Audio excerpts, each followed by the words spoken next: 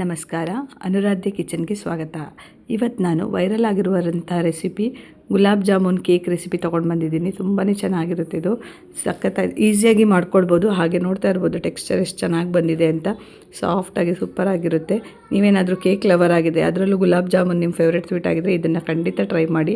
ತುಂಬ ಟೇಸ್ಟಿಯಾಗಿರುತ್ತೆ. ಈಸಿಯಾಗಿ ನಾವು ಮಾಡ್ಕೊಳ್ಬೋದು. ಮೆಜರ್ಮೆಂಟ್ ಎಲ್ಲ ಕರೆಕ್ಟಾಗಿ ತೊಗೊಂಡ್ರೆ ಆಯಿತು ಅಷ್ಟೇ. ಫಸ್ಟ್ ಟೈಮ್ ಮಾಡ್ತಾಯಿದ್ರೂ ಕರೆಕ್ಟಾಗಿ ಪರ್ಫೆಕ್ಟಾಗಿ ಬರುತ್ತೆ. ನೋಡಿ ಎಷ್ಟು ಸಾಫ್ಟ್ ಆ್ಯಂಡ್ ಫ್ಲಫಿ ಆಗಿದೆ ಅಂತ. ತಿಂತಾಯಿದ್ರೆ ಹಾಗೆ ಬಾಯಲ್ಲಿ ಕರಗ್ತಾ ಇರುತ್ತೆ, ಅಷ್ಟು ಚೆನ್ನಾಗಿರುತ್ತೆ. ಇದನ್ನು ಈಸಿಯಾಗಿ ಮಾಡ್ಕೊಳ್ಬೋದು. ಹೇಗೆ ಅಂತ ನೋಡೋಣ ರೆಸಿಪಿನ. ನೋಡಿ, ಇಲ್ಲಿ ನಾನು 1 ಕಪ್ ಆಗುವಷ್ಟು ಚಿರೋಟಿ ರವೆ ತೊಗೊಂಡಿದ್ದೀನಿ. ಅರ್ಧ ಕಪ್ ಆಗೋಷ್ಟು ಚಿರೋಟಿ ರವೆ ತೊಗೊಂಡಿದ್ದೀನಿ. ನೋಡ್ತಿರ್ಬೋದು ಇಲ್ಲಿ ಮೆಜರ್ಮೆಂಟ್ ನೀವು ಈಕ್ವಲ್ ಆಗಿ ತೊಗೊಳ್ಳಿ. ಇದೇ ಥರ ಸೇಮ್ ತೊಗೊಳ್ಳಿ. ಮೆಜರ್ಮೆಂಟ್ ನಿಮಗೆ ಕಪ್ ಇಲ್ದಿದ್ರೆ ಗ್ಲಾಸ್ ಆದರೂ ಪರವಾಗಿಲ್ಲ. ನೀವು ಯಾವ ಗ್ಲಾಸ್ ತೊಗೊಳ್ತೀರೋ ಒಂದೇ ಗ್ಲಾಸನ್ನು ಅಳತೆಗಂತ ಇಟ್ಕೊಳ್ಳಿ. ಅದನ್ನು ನಾನೀಗ ನೋಡಿ ನೈಸಾಗಿ ಪೌಡ್ರ್ ಮಾಡ್ಕೊಂಡಿದ್ದೀನಿ.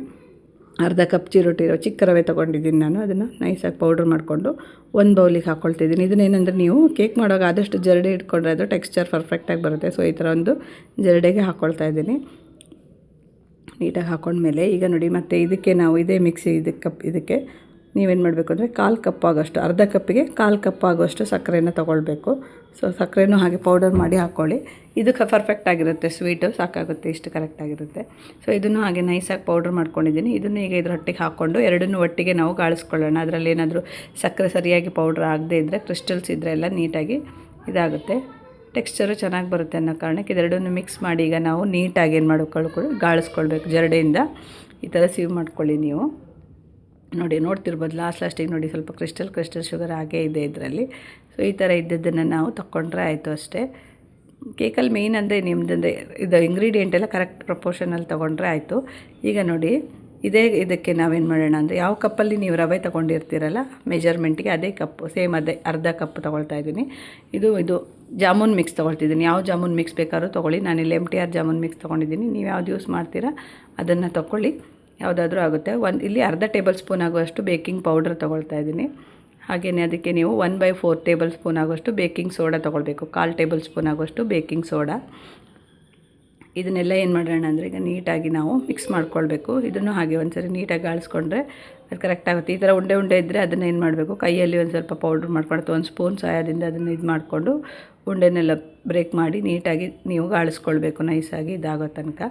ನೋಡಿ ಈ ಥರ ಚೆನ್ನಾಗಿ ಇದು ಮಾಡಿಕೊಂಡ್ರೆ ಗಾಳಿಸ್ಕೊಂಡ್ರೆ ಆಯಿತು. ಹೀಗೆಲ್ಲ ಗಾಳಿಸ್ಕೊಂಡ್ಮೇಲೆ ಈಗ ನೋಡಿ ಈ ಥರ ಉಂಡೆ ಇದ್ದರೆ ಅದನ್ನು ಹೀಗೆ ಕೈಯಲ್ಲೇ ಇದು ಮಾಡ್ಕೊಳ್ಳಿ. ನೀವು ಮಾಡಿಕೊಂಡ್ರೆ ನೀಟಾಗಿ ಆಗುತ್ತೆ. ಇಷ್ಟು ಮಾಡಿದರೆ ಇದೆಲ್ಲ ಕರೆಕ್ಟಾಗಿ ನೀವು ಮಿಕ್ಸ್ ಮಾಡಿದರೆ ಡ್ರೈ ಆಗಿರುವಾಗಲೇ ಅದಕ್ಕೆ ನೋಡಿ ಎಲ್ಲ ಸ್ವಲ್ಪ ಟೇಸ್ಟಿಗೋಸ್ಕರ ಪಿಂಚ್ ಆಫ್ ಸಾಲ್ಟ್ ಒಂದು ಚೂರು ಹಾಕಿದ್ದೀನಿ ಅಷ್ಟೇ, ಅದು ಟೇಸ್ಟಿಗೋಸ್ಕರ. ಇದನ್ನು ಡ್ರೈ ಇರುವಾಗ ಒಮ್ಮೆ ನೀಟಾಗಿ ಈ ಥರ ಮಿಕ್ಸ್ ಮಾಡ್ಕೊಳ್ಳಿ ಕರೆಕ್ಟಾಗಿ. ಎಲ್ಲ ಅಂದರೆ ನಿಮ್ಮದು ಇದೆಲ್ಲ ಮಿಕ್ಸ್ ಆಗಬೇಕು. ಸಕ್ಕರೆ ಪೌಡರು, ಉಪ್ಪು ಮತ್ತು ಹಾಕಿದ್ದೆಲ್ಲ ಬೇಕಿಂಗ್ ಸೋಡಾ ಪೌಡ್ರ್ ಎಲ್ಲ ಕರೆಕ್ಟಾಗಿ ಮಿಕ್ಸ್ ಆಗಬೇಕು. ಈಗ ನೋಡಿ ಇಲ್ಲಿ ನಾನು 1/4 ಕಪ್ ಆಗೋಷ್ಟು ತುಪ್ಪ ತೊಗೊಳ್ತಾ ಇದ್ದೀನಿ. ಇಲ್ಲಿ ನಾನು ತುಪ್ಪ ತೊಗೊಂಡಿದ್ದೀನಿ. ನೀವು ಬೇಕಾದರೆ ಬಟರ್ನ ಮೆಲ್ಟ್ ಮಾಡಿ ತೊಗೊಳ್ಬೋದು. ಇಲ್ಲಾಂದರೆ ಆಯಿಲ್ ಯೂಸ್ ಮಾಡೋದಾದರೆ ಕುಕ್ಕಿಂಗ್ ಆಯಿಲು ಸಹ ಯೂಸ್ ಮಾಡ್ಬೋದು, ತೊಂದರೆ ಇಲ್ಲ. ನಿಮ್ಗೆ ಯಾವ್ದು ಬೇಕೋ ಅದನ್ನು ತೊಗೊಳ್ಳಿ. ನಾನಿಲ್ಲಿ ತುಪ್ಪ ತೊಗೊಂಡಿದ್ದೀನಿ. ಅದನ್ನು ಹಾಕಿ ನೀಟಾಗಿ ಮಿಕ್ಸ್ ಮಾಡ್ಕೊಳ್ಬೇಕು. ಇಲ್ಲಿ ನಾನು 1 ಕಪ್ ಅಷ್ಟು ಹಾಲು ತೊಗೊಂಡಿದ್ದೀನಿ. ಪೂರ ಒಂದೇ ಸರಿ ಹಾಕಲ್ಲ. ಈಗ ಒಂದು ಅರ್ಧ ಕಪ್ನಷ್ಟು ಹಾಲನ್ನು ಈಗ ಹಾಕ್ಕೊಳ್ತೀನಿ. ನೀವು ಒಂದೇ ಸತಿ ಫುಲ್ ಹಾಕ್ಬಿಡ್ಬೇಡಿ. ಇದು ಹಾಲು ಜಾಸ್ತಿ ಆದರೆ ಕಷ್ಟ ಆಗುತ್ತೆ. ಸೊ ನೋಡಿಕೊಂಡು ಸೇರಿಸ್ಕೊಳ್ಳಿ. ನಾರ್ಮಲಾಗಿ ಅರ್ಧ ಕಪ್ ಸಾಕಾಗುತ್ತೆ ಇದಕ್ಕೆ ಕರೆಕ್ಟಾಗಿ. ಸೊ ಇದನ್ನೇನು ಮಾಡಬೇಕು ಅಂದರೆ ನೀಟಾಗಿ ನೀವು ಒಂದೇ ಇದ್ರ ಸೈಡಲ್ಲಿ ಹೀಗೆ ಮಾಡ್ತಾ ಮಿಕ್ಸ್ ಮಾಡಬೇಕು. ಒಂದೇ ಸೈಡಲ್ಲಿ ಮಿಕ್ಸ್ ಮಾಡಿದರೆ ಒಳ್ಳೆಯದು. ಆದಷ್ಟು ನೋಡಿ ಏನು ಲಂಪ್ಸ್ ಇಲ್ಲದೆ ಹಾಗೆ ನೀಟಾಗಿ ಇದನ್ನು ಮಿಕ್ಸ್ ಮಾಡ್ಕೊಳ್ಬೇಕು ಚೆನ್ನಾಗಿ ಎಲ್ಲ ಕಡೆ. ಆ ಡ್ರೈ ಇದ್ದಾಗ ನೋಡಿ ಅಲ್ಲಿ ಉಂಡೆ ಎಲ್ಲ ಉಳ್ಕೊಳ್ಬಾರ್ದು. ಫ್ಲೋಯಿಂಗ್ ಕನ್ಸಿಸ್ಟೆನ್ಸಿ ಬರೋ ತನಕ ಕರೆಕ್ಟಾಗಿ ನೀವು ಈ ಥರ ಬೀಟ್ ಮಾಡಿಕೊಂಡು ಚೆನ್ನಾಗಿ ಮಿಕ್ಸ್ ಮಾಡಬೇಕು. ಇದು ರವೆ ಹಾಕಿರೋದ್ರಿಂದ ಈಗ ನೋಡಿ ಈ ಥರ ಇದ್ದರೆ ಸಹ 1-2 ಮಿನಿಟ್ಸ್ ಬಿಡೋವಾಗ ಏನಾಗುತ್ತೆ ಮತ್ತೆ ದಪ್ಪ ಆಗುತ್ತೆ. ಈಗ ನೋಡಿ ಕನ್ಸಿಸ್ಟೆನ್ಸಿ ಕರೆಕ್ಟಾಗಿದೆಯಲ್ಲ. ಸೊ ಇಲ್ಲೊಂದು 2 ಮಿನಿಟ್ಸ್ ಆಗುವಾಗ ಏನಾಗುತ್ತೆ ಅಂದರೆ ಅದು ಮತ್ತೆ ದಪ್ಪ ಆಗೋ ಚಾನ್ಸಸ್ ಇರುತ್ತೆ. ನೋಡಿಕೊಂಡು ನೀವೇನು ಮಾಡಬೇಕು, ಬೇಕಾದರೆ ಸ್ವಲ್ಪ ಹಾಲನ್ನು ಇದಕ್ಕೆ ಸೇರಿಸ್ಕೊಳ್ಬೋದು. ಈಗ 2 ಮಿನಿಟ್ಸ್ ಇರಲಿ ಅದು ಸೈಡಲ್ಲಿ. ನೋಡಿ ನಾನೊಂದು ಕೇಕ್ ಟಿನ್ನಿಗೆ, ನೀವು ಯಾವುದ್ರಲ್ಲಿ ಕೇಕ್ ಸೆಟ್ ಮಾಡ್ತಾ ಇದ್ದೀರಾ ಅದಕ್ಕೆ ನೀವೇನು ಮಾಡಿ, ಇದು ಬಟರ್ ಪೇಪರ್ ಹಾಕ್ಕೊಳ್ಳಿ. ಇಲ್ಲಿ ನಾನು ಬಟರ್ ಪೇಪರ್ ಹಾಕಿ ಅದರ ಮೇಲೆ ಸ್ವಲ್ಪ ಇದನ್ನು ಗೀನೇ ಅಪ್ಲೈ ಮಾಡಿದ್ದೀನಿ. ನೋಡಿ ದಪ್ಪ ಆಗಿತ್ತಲ್ವ. ಹಾಗೆ ಇನ್ನೊಂದು 2 ಸ್ಪೂನ್ ಆಗುವಷ್ಟು ಹಾಲು ಹಾಕಿ ಮಿಕ್ಸ್ ಮಾಡ್ಕೊಳ್ತಿದ್ದೀನಿ. ಬಟರ್ ಪೇಪರ್ ಇಲ್ಲ ಅಂದರೆ ನೀವೇನು ಮಾಡ್ಬೋದು, ಟಿನ್ನಿಗೆ ಗ್ರೀಸ್ ಅಂದರೆ ತುಪ್ಪ ಹಚ್ಚಿ ಸ್ವಲ್ಪ ಇದಕ್ಕೆ ಮೈದಾ ಪೌಡರ್ನ ಡಸ್ಟ್ ಮಾಡಿದರೆ ಸರಿಯಾಗುತ್ತೆ. ಹಾಗೆ ಸ್ವಲ್ಪ ನಾನೊಂದು 1/4 ಸ್ಪೂನ್ ಆಗುವಷ್ಟು ಇದನ್ನು ಹಾಕಿದ್ದೀನಿ, ವೆನಿಲ್ಲಾ ಎಸೆನ್ಸ್ ಹಾಕಿದ್ದೀನಿ. ಇದು ಹಾಕೋದ್ರಿಂದ ಪರಿಮಳನೂ ಚೆನ್ನಾಗಿ ಬರುತ್ತೆ.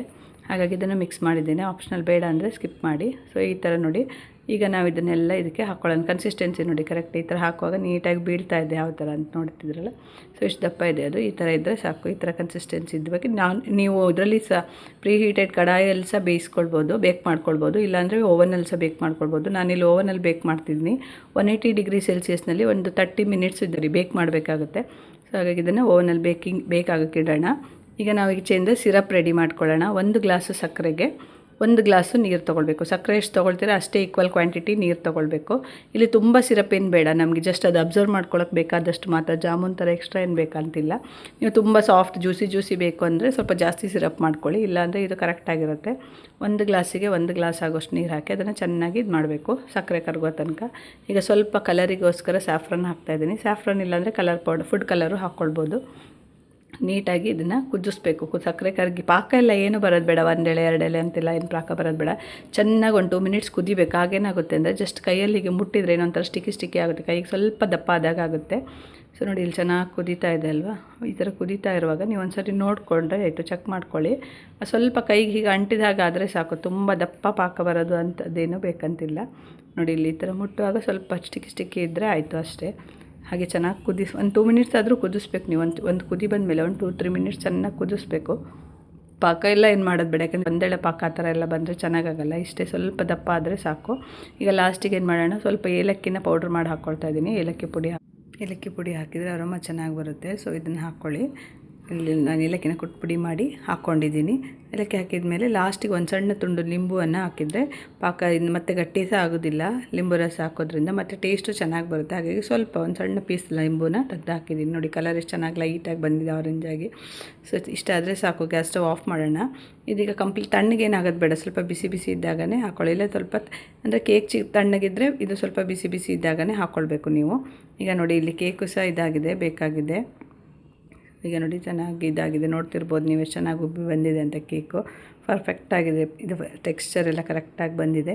ಸೊ ಏನೇ ಕ್ರ್ಯಾಕ್ ಗೇಕ್ ಏನಾಗಿಲ್ಲ. ಇದು ನನ್ನ ಪೇಪರ್ ತೆಗೆಯುವಾಗ ಸ್ವಲ್ಪ ಕ್ರ್ಯಾಕ್ ಆಯಿತು, ಅದು ನನ್ನದು ಉಲ್ಟಾ ಮಾಡುವಾಗ ಅದು ಇದಾದಾಗಾಯಿತು. ಸೊ ಈಗ ಇದು ನೋಡಿ ಈ ಥರ ಒಂದು ಫೋರ್ಕ್ ಅಥವಾ ಒಂದು ಇದರಿಂದ ಸ್ಟಿಕ್ಕಿಂದ ಸಣ್ಣದು ಹೋಲ್ ಮಾಡ್ಕೊಳ್ಬೇಕು. ಯಾಕಂದರೆ ಇದ್ರ ಮೇಲೆ ನಾವು ಶುಗರ್ ಸಿರಪ್ ಹಾಕ್ತೀವಲ್ಲ, ಅದೆಲ್ಲ ಚೆನ್ನಾಗಿ ಇದು ಹೀರ್ಕೊಳ್ಳುತ್ತೆ, ಸಾಫ್ಟ್ ಆಗುತ್ತೆ, ಒಳಗಡೆಯಿಂದ ಸಾಫ್ಟ್ ಆ್ಯಂಡ್ ಜ್ಯೂಸಿ ಆಗುತ್ತೆ. ಆ ಕಾರಣಕ್ಕೆ ಒಂದು ಸಣ್ಣ ಫೋರ್ಕಲ್ಲಿ ಅಥವಾ ನೀವೊಂದು ಟೂತ್ ಪಿಕ್ಕಲ್ಲಿ ಏನು ಮಾಡಬೇಕು ಅಂದರೆ ಸಣ್ಣ ಹೋಲ್ ಮಾಡಿಕೊಂಡು ಈ ಥರ ಸಿರಪ್ಪನ್ನು ಅದರ ಮೇಲೆ ಮಾಡಿಟ್ಕೊಂಡಂಥ ಸಿರಪ್ಪನ್ನು ಹಾಕ್ಕೊಳ್ಬೇಕು. ಎರಡು ಬಿಸಿ ಇದ್ದಾಗ, ಅಂದರೆ ತುಂಬ ಬಿಸಿ ಅಲ್ಲ. ಈಗ ಸಿರಪ್ ಆಲ್ರೆಡಿ ಸ್ವಲ್ಪ ಕೇಕ್ ಬೇಕಾಗೋದ್ರೊಳಗೆ ಸ್ವಲ್ಪ ಲೈಟಾಗಿ ಬಿಸಿ ಕಮ್ಮಿ ಆಗಿದೆ, ಕೇಕ್ ಚೆನ್ನಾಗಿ ಬಿಸಿ ಇದೆ. ಹಾಗಾಗಿ 2 ತರಿ ಬಿಸಿ ಇದ್ದಾಗ ಹಾಕೋಕ್ಕೆ ಹೋಗ್ಬೇಡಿ ಫುಲ್ಲು. ಸೊ ಒಂದು ಸ್ವಲ್ಪ ಈಗ ಕೇಕ್ ಚೆನ್ನಾಗಿ ಬಿಸಿ ಇದೆ, ಇದು ಸಿರಪ್ ಲೈಟಾಗಿ ಸ್ವಲ್ಪ ಬಿಸಿ ಕಡಿಮೆ ಆಗಿದೆ. ಅಂದರೆ ಕುದಿ ಥರ ಇಲ್ಲ, ಲೈಟಾಗಿ ಬಿಸಿ ಇದೆ. ಸೊ ಆ ಥರ ಇರುವಾಗ ನೀವೇನು ಮಾಡಿ ಹಾಕಿ, ಅದು ಚೆನ್ನಾಗಿ ಅಬ್ಸರ್ವ್ ಮಾಡ್ಕೊಳ್ಳುತ್ತೆ. 2 ತುಂಬ ಬಿಸಿ ಇದ್ದಾಗ ಹಾಕಿದರೆ ಅದು ಸ್ವಲ್ಪ ಇದಾಗಿಬಿಡುತ್ತೆ, ಪಿಚ ಅಂತ ಆಗುತ್ತೆ. ಹಾಗಾಗಿ ಸ್ವಲ್ಪ ಯಾವುದಾದ್ರೂ ಒಂದು ತುಂಬ ಚೆನ್ನಾಗಿ ಬಿಸಿ ಇದ್ದರೆ ಸಿರಪ್ ಸ್ವಲ್ಪ ಚಿಲ್ ಮಾಡಿ, ಅಂದರೆ ಸ್ವಲ್ಪ ತಣ್ಣಗೆ ಮಾಡಿ ಬೆಪ್ ಮಾಡಿ ಹಾಕಿ. ಹೀಗೆ ಹಾಕಿ ಒಂದು ಸ್ವಲ್ಪ ಹೊತ್ತು ಬಿಡಬೇಕು ನೀವು. ಈ ಥರ ಇದ್ದಾಗನೇ ಬೇಕಾದರೂ ತಿನ್ಬೋದು. ಬಿಸಿ ಅಂದರೆ ಸ್ವಲ್ಪ ಇದಾದಾಗ ರೂಮ್ ಟೆಂಪರೇಚರಲ್ಲಿ ಇಟ್ಕೊಂಡು ಸಹ ನೀವು ತಿನ್ಬೋದು. ಇನ್ನೂ ಇದರ ಟೇಸ್ಟ್ ಎನ್ಹಾನ್ಸ್ ಮಾಡಬೇಕು, ಚೆನ್ನಾಗಾಗಬೇಕು ಅಂದರೆ ನೀವು ಇದನ್ನು ಸ್ವಲ್ಪ ಕೂಲ್ ಆದಮೇಲೆ ಏನು ಮಾಡಬೇಕು ಅಂದರೆ ಇದು ಫ್ರಿಜ್ಜಲ್ಲಿ ಇಡಬೇಕು. ಫ್ರಿಜ್ಜಲ್ಲಿಟ್ಟು ಸ್ವಲ್ಪ ಚಿಲ್ ಆದಮೇಲೆ ತಿಂದರೆ ಇನ್ನೂ ಚೆನ್ನಾಗಿರುತ್ತೆ ಟೇಸ್ಟು. ಸೊ ನಿಮಗೆ ಯಾವ ಥರ ಇಷ್ಟನೋ ಆ ಥರ ನೀವು ಸರ್ವ್ ಮಾಡ್ಕೊಳ್ಬೋದು. ನೋಡಿ ಇಲ್ಲಿ ಪಾಕ ಎಲ್ಲ ಅಬ್ಸರ್ವ್ ಮಾಡಿದ್ಮೇಲೆ ಎಷ್ಟು ಚೆನ್ನಾಗಿ ಬಂದು ಶೈನಿ ಬಂದು ಕಾಣ್ತಾ ಇದ್ದಲ್ಲ, ಅದ್ರ ಮೇಲಿದ್ದಿದ್ದೆಲ್ಲ ಲಾಸ್ಟಿಗೆ ಡೆಕೋರೇಷನಿಗೋಸ್ಕರ ಇಲ್ಲಿ ಪಿಸ್ತಾ ಮತ್ತು ಬಾದಾಮನ್ನು ನಾನು ಚೆನ್ನಾಗಿ ಕಟ್ ಮಾಡಿ ಹಾಕ್ತಾಯಿದ್ದೀನಿ. ನೀವು ಬೇಕಾದರೆ ಬೇಕಾಗೋ ಟೈಮಲ್ಲೂ ಹಾಕ್ಕೊಳ್ಬೋದು. ನಾನು ಈಗ ಹಾಕ್ತಾಯಿದ್ದೀನಿ, ಚೆನ್ನಾಗಿ ಕಾಣುತ್ತೆ ಮತ್ತು ಚೆನ್ನಾಗಾಗುತ್ತೆ ಅನ್ನೋ ಕಾರಣಕ್ಕೆ ಈಗ ನೋಡಿ ಹಾಕಿದ್ದೀನಿ. ಇದು ಹಾಗೆ ನಿಮಗೆ ಬೇಕಾದರೆ ಡೆಕೋರೇಷನಿಗೆ ಹಾಕ್ಕೊಳ್ಳೋದು. ನೋಡಿ ಎಷ್ಟು ಚೆನ್ನಾಗಿ ಕಾಣ್ತಾ ಇದೆಲ್ಲ, ಹಾಗೆ ಸಾಫ್ಟ್ ಆ್ಯಂಡ್ ಇದಾಗಿ ಬಂದಿದೆ ಇದು.